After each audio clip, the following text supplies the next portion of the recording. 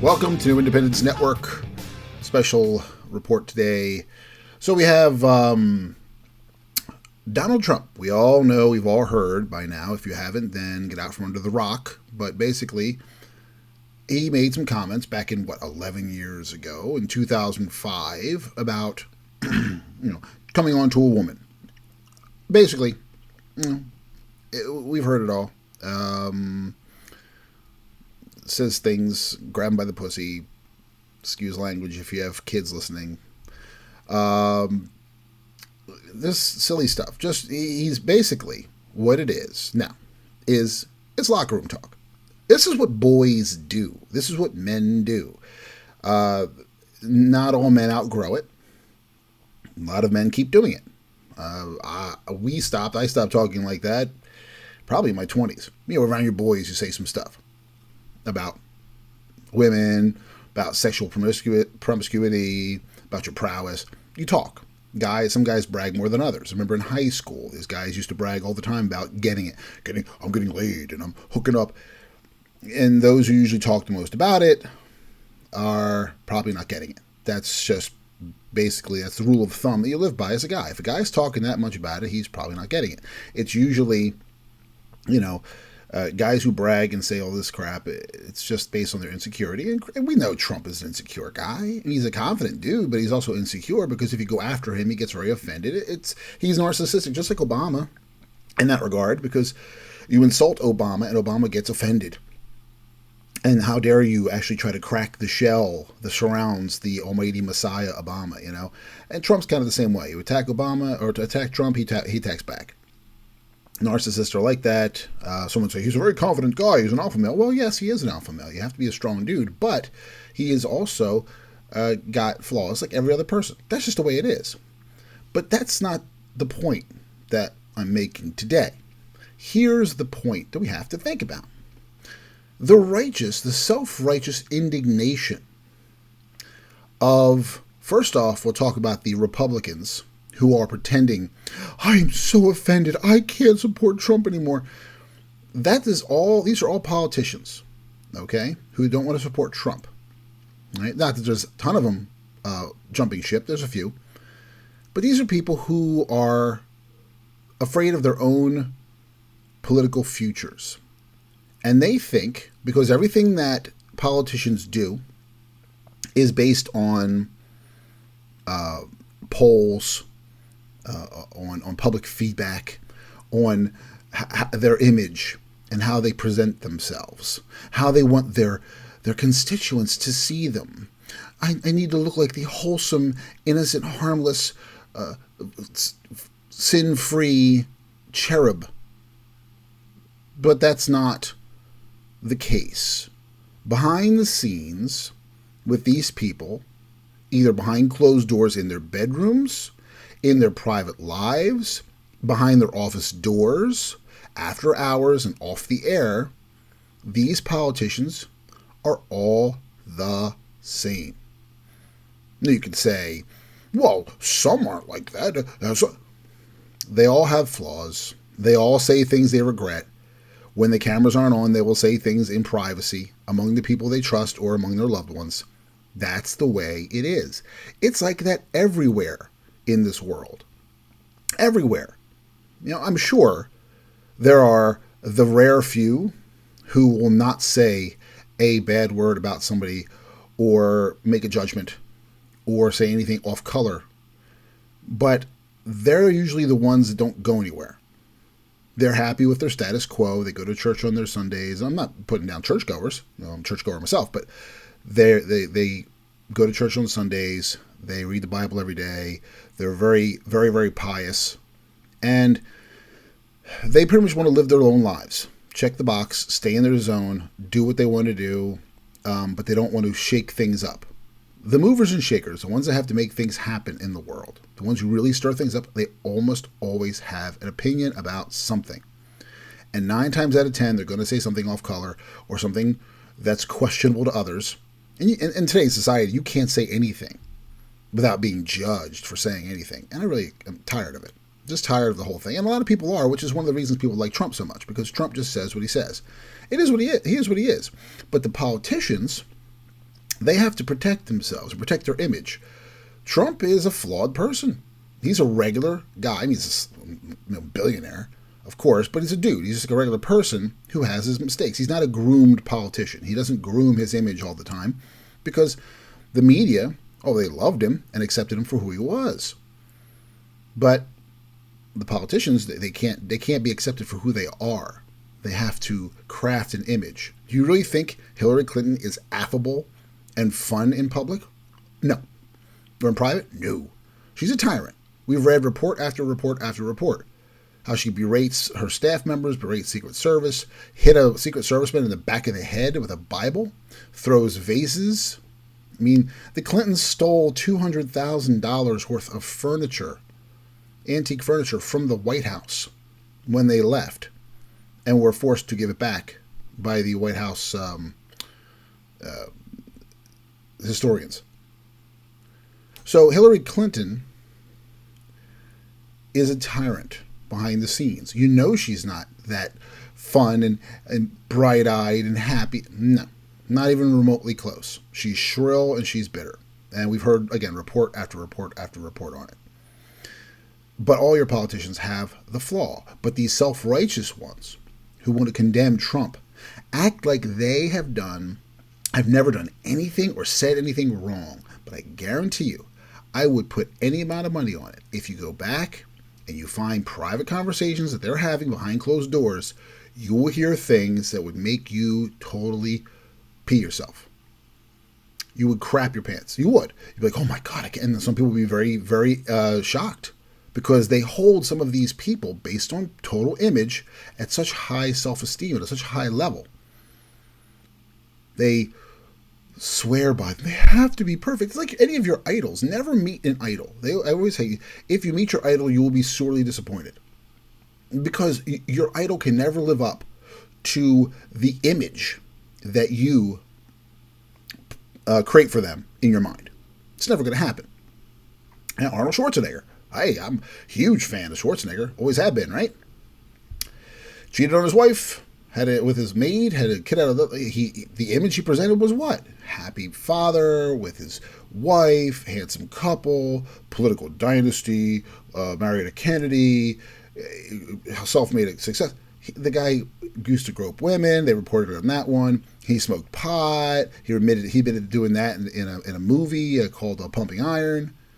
I mean, the guy, he was a womanizer, slept around a lot, clearly cheated on his wife. So there's the image. And then there's the real person. Well, all that stuff they said about Schwarzenegger, and he'd say, I'm sorry, I did it in the past, and I apologize. And what happened? He still got elected in California, and that's California. So you can't believe these politicians because they're all full of bullshit. All of them. They're full of it. They're full of crap. All they do is pretend they're something that they're not to try to get you to vote for them. It doesn't matter what side, Democrat or Republican, they all do the same thing.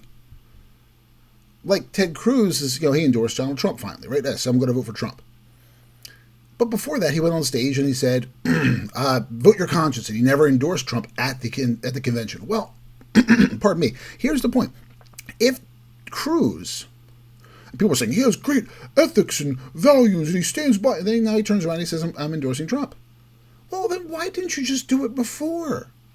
Because if you're coming out to do it later, because you're feeling the pressure, then why didn't you just do it before? Because now you make yourself look like you're just petty. There's no more, I'm standing for my morals and values. Now you just look petty. That's what I mean. Be true to who you are, but these politicians don't know how to do that. Trump is what Trump is. We know what we're getting from Go. His life has been very public. We don't hear everything behind the closed doors, but we know a lot about it. He liked to hook up with women. He dated a lot of women. We know it. No big surprise. But then you have the other side. The media. Oh, of course, the liberal media. The DNC propaganda machine over there.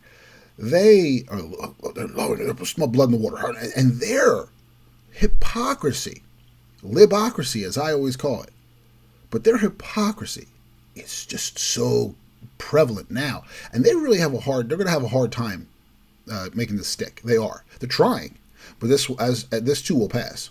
And here's why. Bill and Hillary Clinton. This will not pass because of Bill and Hillary Clinton. Bill Clinton. Let's see. George Stephanopoulos was on Sunday shows today, talking to Rudy Giuliani, and he says, "Well, he's talking about sexual assault." Stephanopoulos says he's talking about sexual assault. Okay, he talked about grabbing a woman and kissing her, right? Okay, fine. You want to call it sexual assault? Fine. Okay, he talked about it. Did he do it? Oh wait, who did it? Who actually took part sexual? So let me think. It wouldn't have been Bill Clinton, who raped 2 women, Kathleen Willey and Juanita Broderick. It wouldn't be Bill Clinton, who assaulted numerous women, including Paula Jones, who he paid $800,000 to shut up, basically, settling out of court to make it go away because her evidence was damning. And then people will say, well, Trump's not running against Bill Clinton. Yeah, he is. Bill Clinton's part of the package because Hillary Clinton is complicit in what Bill did. Hillary Clinton is all about her aspirations, her political aspirations. That's all she wanted. That's why she hung on to Bill as long as she did, because she was riding his coattails. In one of my earlier podcasts, look for it, Hillary Clinton, she owes everything she is to a man, to her husband. If it wasn't for a man and for men, she would not have what she has. She's this trumpeter for women's rights. Women have to be strong, and women have to be... But you know what? Everything you did, Hillary, was because of a man. You didn't earn it on your own, honey. You didn't. Had you come in from scratch and said, I'm going to run from scratch, then we would have had more respect for you. But no, you got your senatorial seat because you were the wife of Bill Clinton. You were put on the Hillary Care panel and had other responsibilities in the White House because you were the wife of Bill Clinton. And because of that senator seat and the influence of Bill Clinton, you ended up getting what? A chance to run for president in 2008. And you got got named Secretary of State. Now, she's named Secretary of State so Obama could keep her away from him. I mean, that's the real reason. Gave her something, said, okay, I'll placate the old girl because the DNC took away her chance, her opportunity. Because 2008 was supposed to be all hers. That was hers. Tailor-made for Hillary. But then the DNC said, let's see. How can we... Because McCain was polling very close to and sometimes ahead of Hillary Clinton. So the DNC said, how can we really use people in this country? Now, who are our favorite people to use? Oh, we love to use minorities. We do. We've used them for years. We use them since the times of slavery. We've used them. We love using minorities. So what if we placated them with the Great Society plan with LBJ, made them think we're actually taking care of them when we're not? But how else can we use them? Let's put a black guy out. That's the truth. This is what they think. Let's put a black man out there, and the minorities will vote for him. They'll flock to him. And then we can get other people who have white guilt, and they'll vote for him too, even though he's not qualified. Yeah, I know he's not qualified, but let's put him out there anyway. So they did that. And they stole that from Hillary. That was her moment. Just like they stole it from Sanders because Hillary had to have her moment this time. Okay? So they gave her seat in 2008 to Obama. They gave Sanders' spot to Hillary in 2012 or 2016 as a makeup call. And now when Obama was elected in 2008, he said, well, we can't have the Clintons around because, well, first off, they started the birther thing. They claimed it wasn't born in the United States. Might be accurate, but they started it. And then they threw the race card. They said I was using a race card, so can't have that. But we got to do something to placate her. And DNC said, look, man, you got to keep her close. You got to keep her close but far away. How about we make her Secretary of State? Well, that's a good idea. Can send her around the world. I want to see her.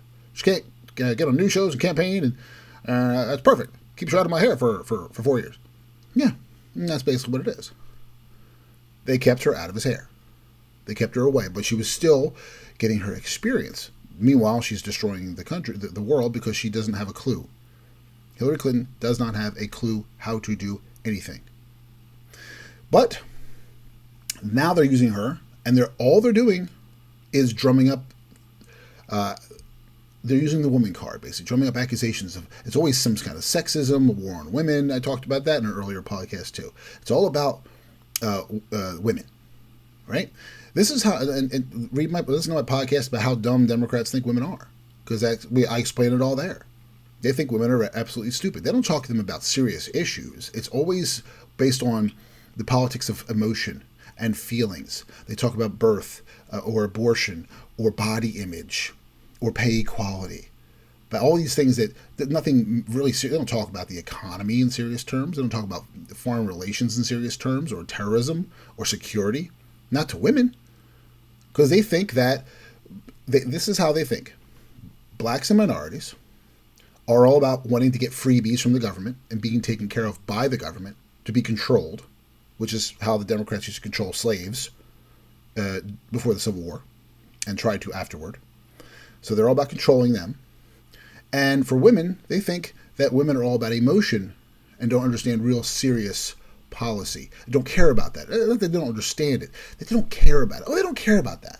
So we're not going to talk about that because women are all more involved with having sex and having babies and contraception and getting more money, while Hillary Clinton pays her staff 77 cents to every dollar she pays a man. Women on her staff are paid 77 cents to every dollar she pays to a man. So the media is all over Trump now, jumping on it, but they have no ground to stand on because Hillary Clinton, the champion of women, she's cited by her husband to further her career. She wouldn't back down from him. She wouldn't divorce him, God forbid, because her whole career was designed. It was all planned to make sure that she get as much mileage out of Bill Clinton as possible and use him in any way, shape, or form they can. So she did. And what did she do? When the assault reports were made, women filed for assault, women complained about being raped, she called them bimbos, she called them whores, she called them trash. James Carville, their campaign manager, said, if you drag $1 through a trailer park, it's amazing what you'll find, in reference to the women. And Hillary Clinton supported all of it. She didn't care about the women that were raped, that her husband raped, that her husband assaulted numerous times. She didn't care about being cheated on. Didn't care about any of it. She cared about her own future. But these same Democrats, they didn't care either. The liberal media, they didn't care either. They said, oh, it's about sex, it's privacy. Hillary Clinton or Monica Lewinsky gives Billy a Hummer in his White House, right? In the Oval Office. Then he lies about it. But this is about. He lies about it in front of a federal grand jury. Okay, he lies. So he perjures himself, which is why he lost his law license. So it's why he was disbarred, and why he was impeached. He wasn't impeached because he had sex, but the media wanted you to think that this is all about sex. This is just about sex. This is all it's about. And what that did, that changed the culture. We were coming out of the 80s, which is a very conservative era. Now we're on it was 92, and they started to change the culture already. The Clintons were already starting to deviate from conservatism quite a bit. And it was getting more and more graphic. Movies were getting more, movies were graphic anyway in the 80s, but there was a lot more bad language, a lot more promiscuity, a lot of problems. There were a lot of things happening with them. But the PC increased as well. So this was just a way to expound on that. And now what you've done is you've made it acceptable. Well, I guess the boys should be happy because young people at that time were like, oh, I guess a blowjob is okay. No, blowjob's fine, I guess. So, okay, good. Rock and roll. If the president's doing it, I can do it. And the girls do give blowjobs to guys because the president's doing it. And it's not considered quote-unquote sex, according to the liberal media. It's not sex. It's not sex. It's his private life. It's his private life. It's off limits. So they're off limits. Sex and private life is off limits until it's Donald Trump. Now Donald Trump's private life, and we're not even talking about sex here. We're just talking about words. Now, that's on the table. Well, that's where it doesn't hold water, and it will pass. Because the media is going to keep harping on this. And their self-righteous indignation is already being refuted. There's quote after quote. There's video proof. It's getting out there on a regular basis. They're going to drum it in. You're going to change the minds of some people. I mean, they just did a poll in a recent poll, as much as I don't really trust polls, but among likely voters, quote unquote, Ohio. They asked, the question is, does the tape, Trump's tape, change your views of Donald Trump? 91% of them said nope. Only 8% said it makes it worse. It doesn't say they're not going to vote for him. It just says it makes it worse. But 91% of the people said nope. Because it's just words, kids. And that's all the liberals have. That's all they have is words. They have nothing to go. They have nothing to. They can never defend Hillary Clinton based on policy and her success. All they can do is go for the politics of destruction. Dirty politics. That's all they can do. But before I get into that, let's step back one more. People are saying, well, Trump says, men should never hear these liberals, like Kirsten Powers, that piece of garbage. She says, men would never talk like that. Men would never talk like that. Or women would never talk like that. I'm sorry. Women would never. Men shouldn't talk like that. That's terrible. People would never do that. I said, guys do it all the time. Guys do it all the time. Guys do it all the time. I opened up the program with that. Guys do it constantly. That's what they do. That's what they do. When they're behind closed doors, they all talk. They bloviate, blah, blah, blah, blah, blah. That's what men do. Okay? Not all men, but the vast majority of them do it. But here's the part that I find interesting. Sex and the City. When that came out, late 90s, early 2000s, remember the media reports on Sex and the City? This is how women really speak. This is very open. This is so honest and truthful. How about the Girls show? Girls with their favorite liberal. What was her name? I don't forget her name. She's so pointless to me. It doesn't matter. But that show, Girls, with that liberal dope. Yeah, she's not very pretty anyway. I forget her name. But it's her show, right? And they're talking about that. That's so honest and straightforward.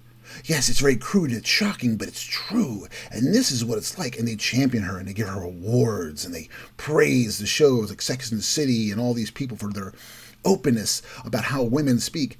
That's some of the most perverse, dirty stuff you'll hear. I enjoy Sex and the City. I'm not going to lie. It's a good show. It's well written for the most part.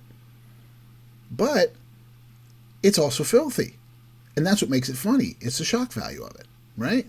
This is how women speak. Believe me, I've heard a lot of women say things behind the scenes. For some reason, I end up hearing stuff. They tell me things that I really don't want to hear. But when they start talking, holy cow, do they say some stuff. And that would make guys blush. I'm like, oh my God. They really do. They will go into intimate detail about a guy. If you are a guy is with a girl, your girls will go back to their very good friends, usually their best friends, and they will give them intimate details about his size, his girth, you have no idea. You have no idea how in detail women get. And believe it or not, I was one of the best friends of one of the girls. And she started telling me things. I'm like, I don't want to hear that.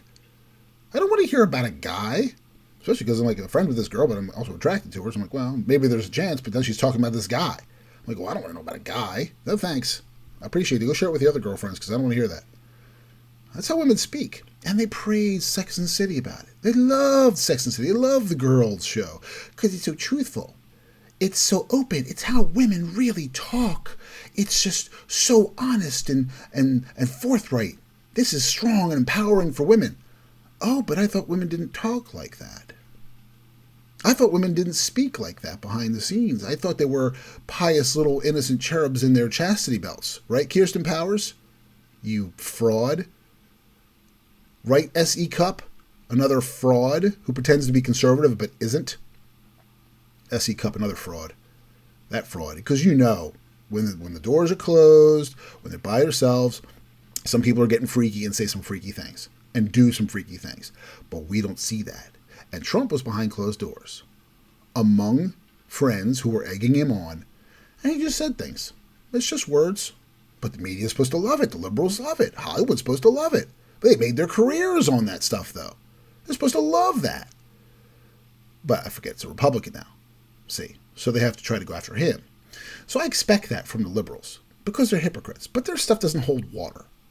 But the Republicans need to shut up. Ayotte, McCain, you're just keel over already, man. I mean, come on, brother. You're done. Your people hate you anyway. The only reason they elect you is because they don't know any better. They don't know any better at this point. They're numb to you at this point. But the old people live in Arizona. They retire there. They're going to keep electing you anyway.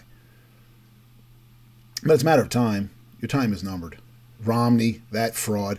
Romney couldn't even win. He lost twice. A two-time loser. He couldn't win the nomination in 2008. And then he gets a nomination in 2012 and he screws up. And Obama was a disaster. But he still lost. Obama was terrible and he couldn't win. Because Romney he's terrible. It's clear he's worthless. He doesn't have the killer instinct. He had an opportunity in the second debate to destroy Obama and Benghazi, and what did he do? He sat on his hands. Makes me think that somebody got to him, promised him something. Why else would you just kind of sit on your hands about that and let Candy Corn Crowley, that tub, Candy Corn Crowley from CNN, sit there and hold up, look, here's my damage, here's the transcript. Oh, you just happen to have that. See, my statement would have been, geez, Candy, I find it interesting you'd happen to have that transcript of that. Do you have any transcripts of interviews with me? I'm just curious to use in my defense if Barack Obama attacks me. Oh, you don't? Geez, I wonder why that is. See, this is what I would love a politician to do. To call one of these moderator clowns out on their bullshit, live on TV. It would be wonderful, because they're not going to give you a fair shake. They never do. And if Trump's thinking for 1 second they're going to give him a fair shake, well, he should learn right now. He should learn right now who his friends really are. Keep your friends close, your enemies even closer. And now he knows. Because your enemies, they're Democrats, and they don't care. They'll try to destroy you as much as possible, and they live by that. They'll keep you closer and closer to make you think that you're their buddy. They were using him for ratings. They were using him for ratings during the entire primary. They wanted him to win the nomination because they figured he would be an absolute disaster in the general election. So they kept him closer. And I think Trump fell for it. He thought that everybody liked him because he's a narcissistic guy. He likes the big PR.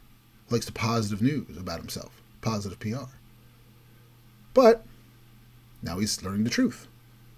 So here we have the media is going to go. They're going after him with reckless abandon. They're not going to stop. So he needs to just go on the defensive, or go on the offensive and attack. Just keep attacking. Just keep attacking. Because here's the point. You have to keep attacking, not based on let your people like us out there destroy Hillary Clinton that way.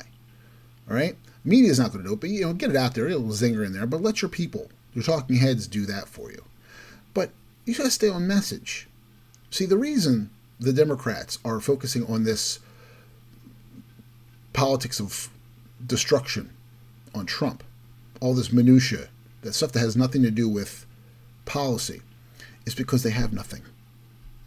They have nothing to run on in terms of policy. Hillary Clinton is a failure. She did nothing as a senator. She was an absolute disgrace as a Secretary of State. She damaged almost all the relationships in this world. She is heavily responsible for the destabilization of Syria and Libya, and her and Barack as well as in Iraq. And we discussed that in a previous podcast. Took away the contingency force that Bush had set aside to be left there. They pulled that out, leaving Iraq defenseless. All the destabilization in the Middle East comes right back to Hillary Clinton and Barack Obama. But they're one and the same. They're one and the same.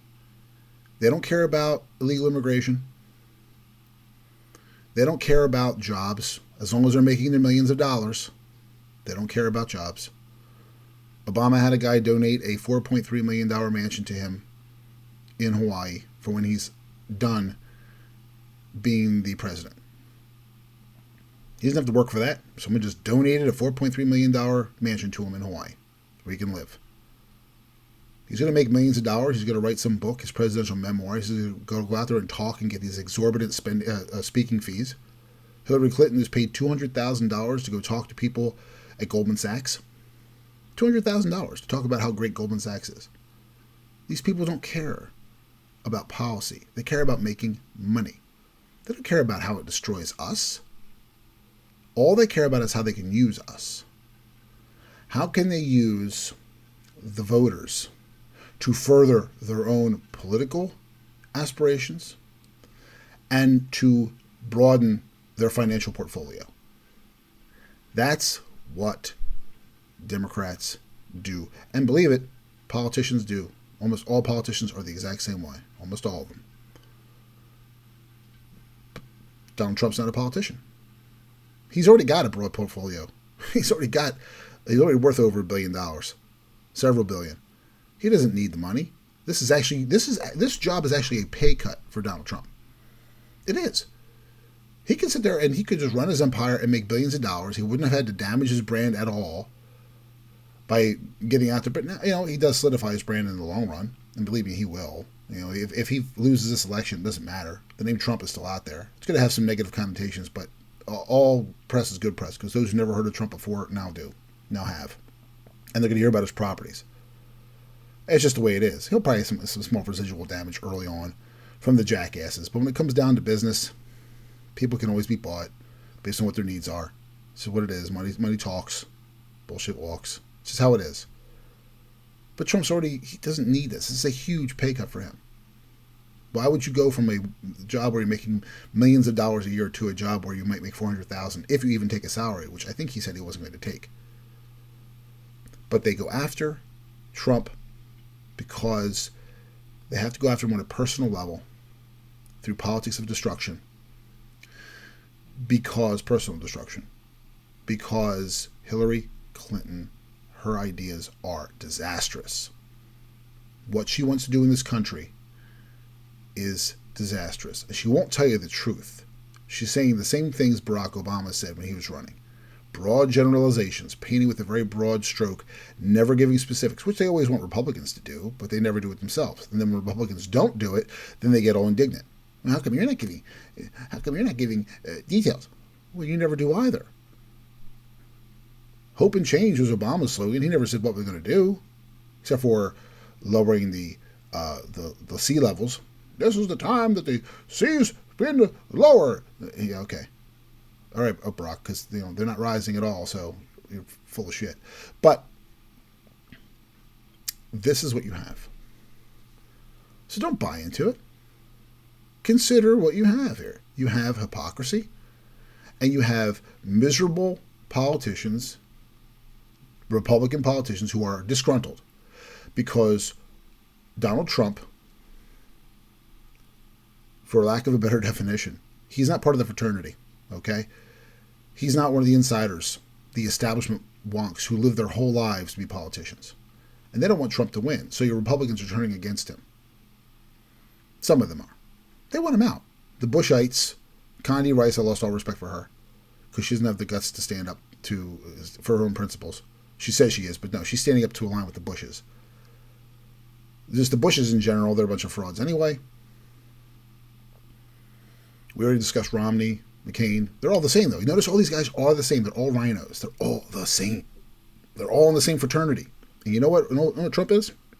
Believe it or not, Trump is the Negro that they don't want to let into their all-white fraternity. It really basically is what it is. For lack of a better definition.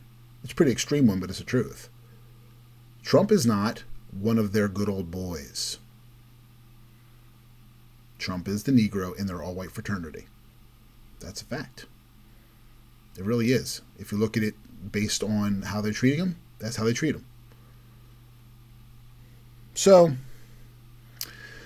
disregard the Republicans, because they're a disaster. This is why, more and more, why we want Donald Trump to win, because he's the outsider, and we're tired of the insider politics. The same stuff that nothing gets done. It's all like professional wrestling. They pretend like they're at war with each other, but behind the scenes, they're pressing palms, drinking scotch, having a good old time, and being buddies.